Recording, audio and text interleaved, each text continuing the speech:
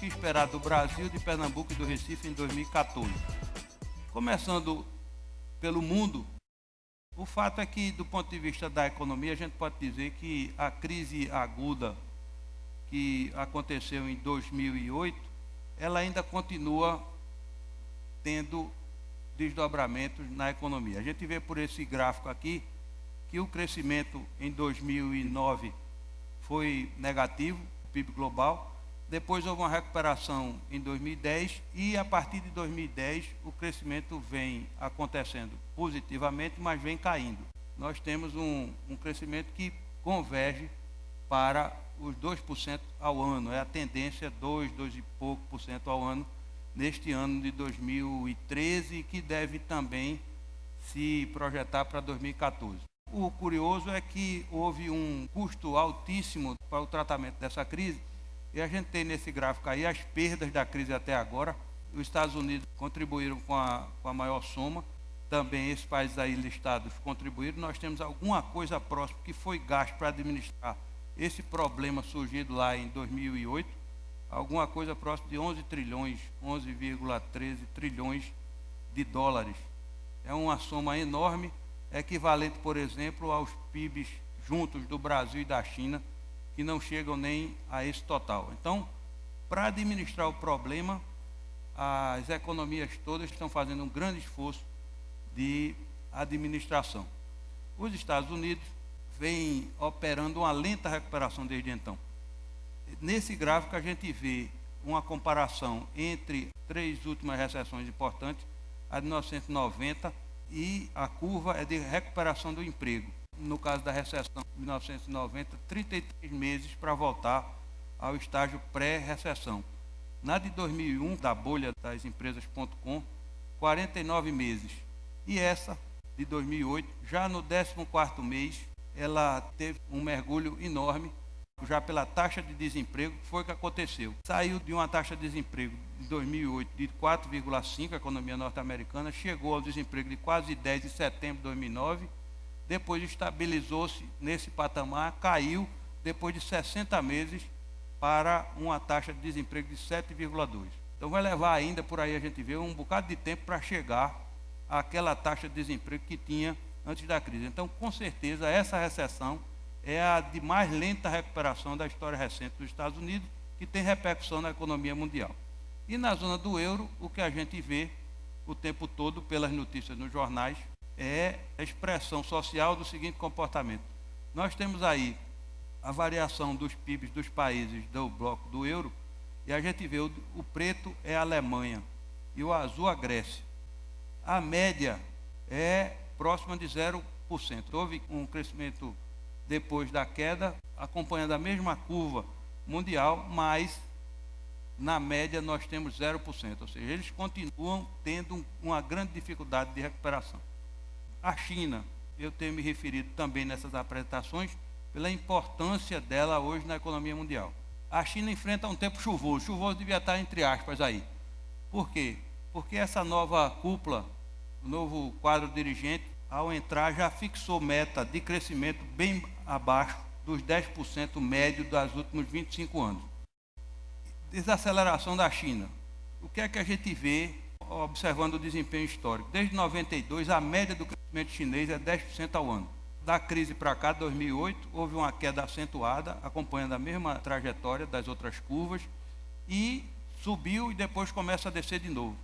Esse quadro aqui ampliado, a gente tem isso aqui, a tendência, e esse novo grupo dirigente, ele já estabeleceu alguma coisa próxima dos 7,5% no horizonte dos próximos anos.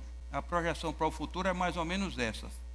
Cai da casa dos 10% para alguma coisa próximo de 7,5%, se a gente observa o horizonte aí até 2026, que é essa projeção. O que é curioso da China, eu tive a oportunidade de ter ido lá 2 vezes já, e fico impressionado com o nível de investimento que eles mantêm.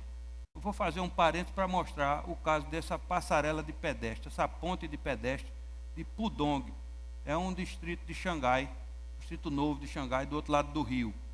Isso aí é a subida da passarela de pedestre. Dá uma confusão nesse cruzamento aí. O sujeito, para sair de um canto para chegar no outro, ele tinha que passar muito sinal.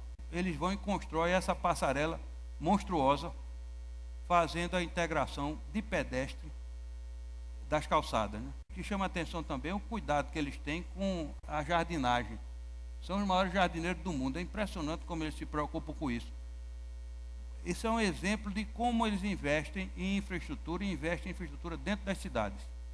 Uma coisa impressionante, a estrutura desse porte para funcionar como calçada. Coisa impensável no nosso país, né? Esse foi o parênteses. Se for fechar o parênteses, falar dos países emergentes e o PIB. Vou fazer a comparação. O crescimento acumulado da zona do euro, zero, como eu mostrei antes. Os Estados Unidos, desde o início da crise até agora, cresceram 7%. A Europa, 15%. A Europa Central e do Leste, não é a zona do euro. A América Latina, 22%. Países emergentes, 37%. A Ásia emergente, 53%. E aqui em cima, a China, 70%. Ou seja, a China cresceu, desde o início da crise até agora, 70%. E por isso ela tem puxado o crescimento mundial. Quando a gente projeta para frente e vê que ela vai crescer menos, significa que ela vai ter menos poder de tração em relação ao crescimento do mundo. Então, a tendência dos próximos anos é que a China contribua menos, influenciando este crescimento mundial. Bom, com um fenômeno que é no mundo inteiro. Esse fenômeno, desse ano a gente viu no Brasil, mas é no mundo inteiro. É o fenômeno do Occupy, é o povo na rua. E eu acho que essa componente não vai sair mais do cenário, nem político, nem social, nem econômico. Essa aí é uma das manifestações. O cartaz diz que a Constituição morreu na Espanha, por conta de toda essa administração que um país como a Espanha e Portugal, os países ibéricos, sofrem mais ainda nessa dificuldade pela qual a zona do euro está passando. Então, se a gente observa daqui para frente algumas tendências importantes na economia mundial, a gente vai verificar. Provavelmente não vai haver tanta demanda por commodity como houve quando o crescimento chinês estava no pico.